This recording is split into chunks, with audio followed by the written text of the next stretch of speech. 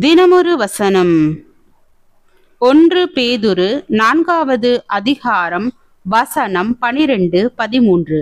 பிரியமானவர்களே, உங்களை சோதிக்கும்படி உங்கள் நடுவில் பற்றி எரிகிற அக்னியை குறித்து ஏதோ புதுமையென்று திகையாமல், கிறிஸ்துவின் மகிமை வெளிப்படும் போது நீங்கள் களிகூர்ந்து மகிழும்படியாக அவருடைய பாடுகளுக்கு நீங்கள் பங்காளிகளானதால் சந்தோஷப்படுங்கள்.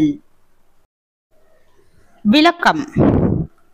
சிறுநீரக கோளாறினால் பாதிக்கப்பட்ட ஒருவர் தன்னுடைய உடல் நோவுகளை குறித்து அவருக்கு தெரிந்த ஒருவரோடு பகிர்ந்து கொண்டார்.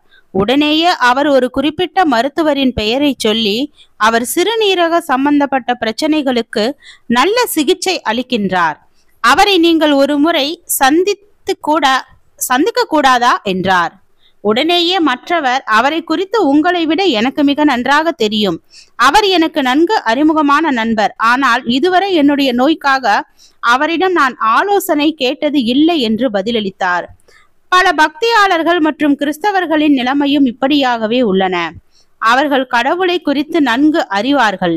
அவர்களில் அநேகர் இயேசு கிறிஸ்துவோடு தங்களுக்கு நீண்ட கால தொடர்பு உண்டு என்று கூறுவார்கள்.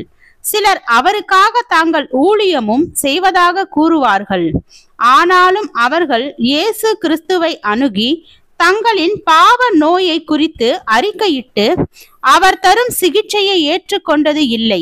எனவே இயேசுவை குறித்து அவர்கள் அதிகமாக அறிந்திருந்தும் பாவ நோயிலிருந்து விடுதலை பெறாத மற்றவர்களைப் போலவே இவர்களும் காணப்படுவார்கள்.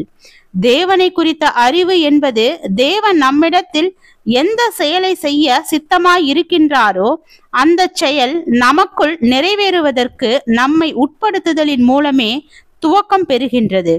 ஒரு மருத்துவரை குறித்த பொதுவான அறிவு மட்டும் போதாது. முதலாவது, அந்த மருத்துவரிடம் நம்முடைய நோயை குறித்து மனந்திறந்து பேச வேண்டும். இரண்டாவதாக, அந்த மருத்துவர் தரும் சிகிச்சையை ஏற்றுக்கொண்டு அவரோடு ஒத்துழைக்க வேண்டும்.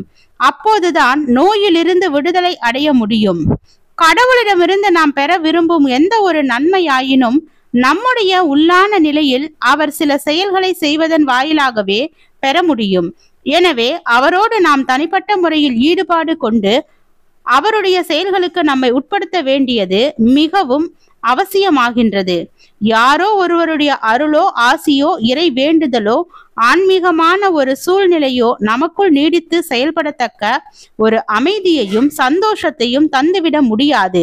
பாவம் அகற்றப்பட வேண்டியதன் தேவையை உணர்ந்து அதனை செயல்படுத்த வல்லவராகிய இயேசு தரும் உள்ளான சிகிச்சையை ஏற்றுக்கொள்வதாலேயே உண்மையான அமைதியும் மகிழ்ச்சியும் வந்து சேரும்.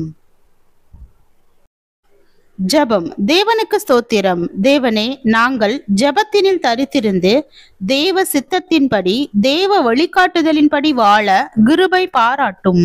ஆமீன்.